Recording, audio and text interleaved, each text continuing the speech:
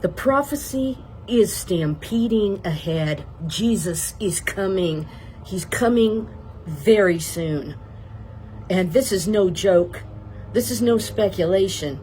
We can see from the videos that I posted 7 months ago where I said that Reza Pahlavi was going to be put back in power as the king. Possibly could be a civilian leader, but I believe they will take him as king, as I said 7 months ago. And now all of this is falling into place, just as I said. And Reza Pahlavi has come out speaking about the Cyrus Accords, which I talked about 7 months ago, that he was going to be the one to make this edict with Israel for them to rebuild the temple. And it is absolutely stunning and incredible.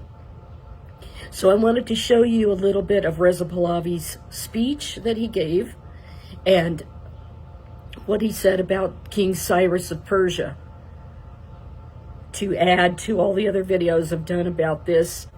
2 days ago, I posted a new video about being shocked that, Israel was taking more steps.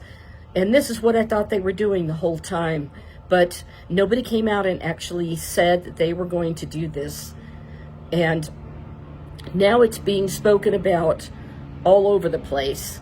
So I'm absolutely stunned and shocked. And Jesus is absolutely coming soon. Reza Pahlavi is going to be king of Persia or a civilian leader.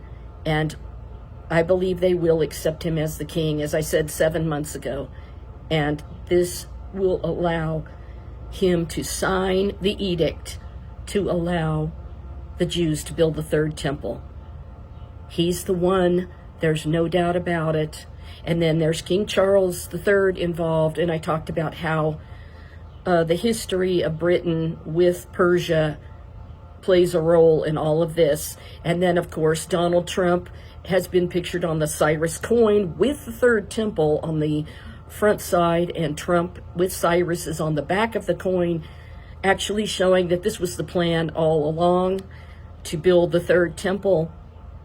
And you have got to be having the chills and stunned, because this is absolutely astonishing prophecy coming to pass before our eyes. I'll see you in the next video. Listen to his speech, and there's many other speeches. He's come out in the last few days, especially after I posted the update to my videos from 7 months ago, where basically was shown by the Holy Spirit that this is what was the plan, and this is what they were going to be doing. That it started with the death of Nasrallah and Sinwar, and then all of the generals recently, and Khomeini is next. Will they allow him to live, or will they take him out? I think that they're just going to end it all, and his days are very numbered. The king, the crown prince of Persia,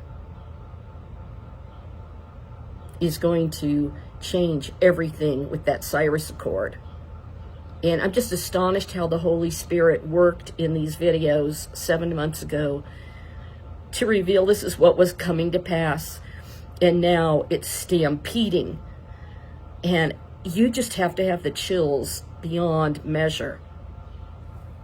I'll see you in my next video. And I just wanted to play some of the Crown Prince of Persia, his speech. He's given lots of interviews the last couple of days since I posted the update video about him. And it's really something that's been planned for quite some time. And it's just been kind of hidden in the background. Anyway, go watch the video from 2 days ago, and then the links to the videos I did 7 months ago are down below in the comments section. They've been there for the last couple of days.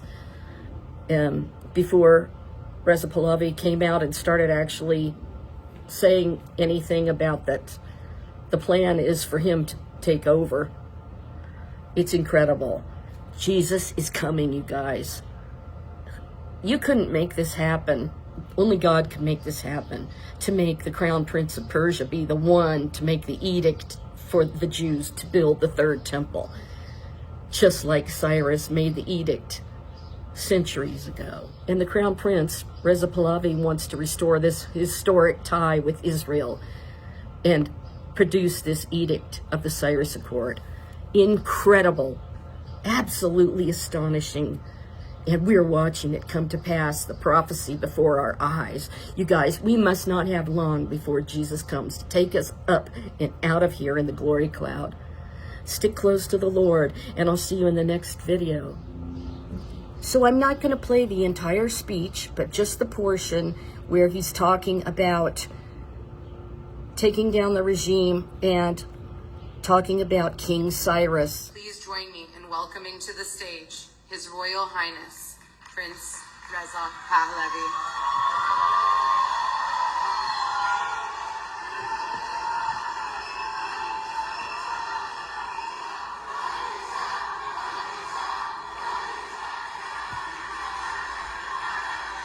Ladies and gentlemen, friends and champions of freedom and peace, it is a pleasure to be with you this evening to discuss a vision close to my heart and one coming closer and closer to becoming a reality, the Cyrus Accords.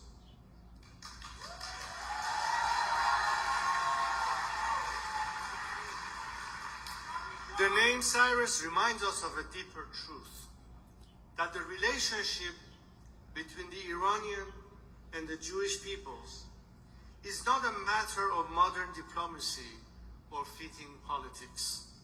It is rooted in history and one that is ancient, proud, and unique. Over 2,500 years ago, it was Cyrus the Great, the Iranian king, who freed the Jewish people from captivity and allowed them to return to their homeland and rebuild their temple. That was not just an act of tolerance. It was an affirmation of religious freedom and human dignity.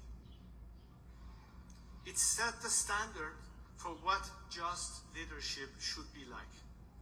And it defined the values of the Iranian nation, built not on conquest, but on coexistence. Few nations in the world have such a shared story of ancient respect and modern solidarity. And few peoples understand so well the cost of tyranny and the value of freedom. Let me say this clearly. The Iranian people do not seek enmity with Israel or with any of our neighbors. The Iranian nation seeks peace, real, durable peace, with the region and with the world. There is one actor, one evil force, standing in the way of that peace. It is not our nation that is making war, exporting terror, and destabilizing the region. It is an occupying regime, a violent theocracy that has no legitimate claim to speak for our people. Thank you. Thank you.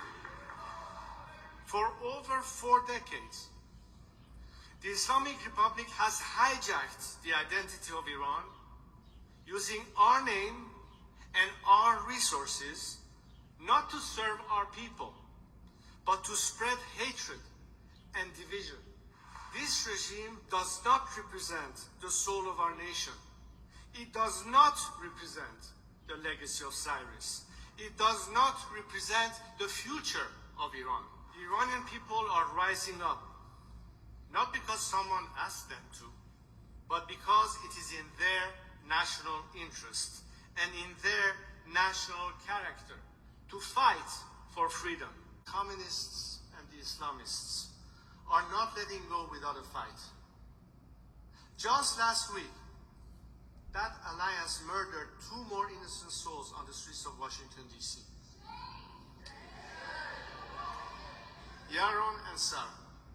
Yaron, a diplomat at the Israeli embassy, came to Mufti's Iran conference last year and later posted online how proud he was to stand with the brave people of Iran.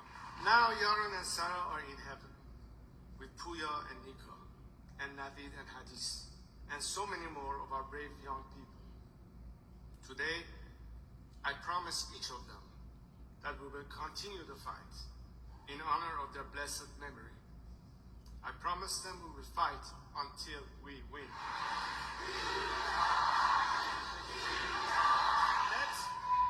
Let tonight be the beginning of a new chapter. A chapter where the ancient friendship between our people become a foundation for a new alliance of free nations. A chapter where Iranians and Israelis and all people of the region can build together, trade together, innovate together, and live in peace. My friends, so let us reclaim the legacy of Cyrus, not only in memory, but in action. Thank you so much.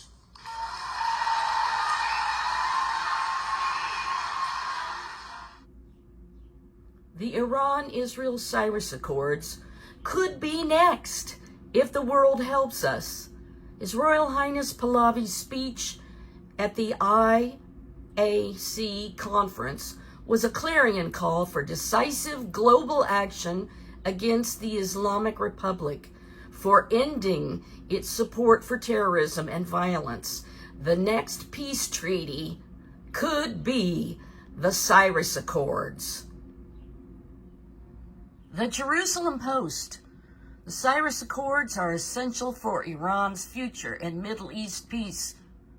The Cyrus Accords must be implemented now to ensure that when the regime collapses, a stable, democratic Iran emerges as a partner for peace. This is so incredibly prophetic. Jesus is coming.